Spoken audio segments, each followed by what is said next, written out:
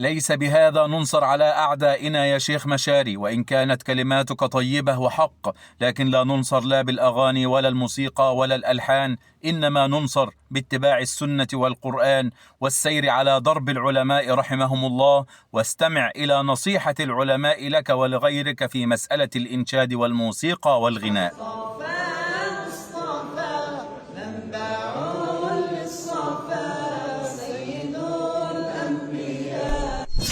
هل يصح أن نجعل الأناشيد الإسلامية بديلا للأغاني؟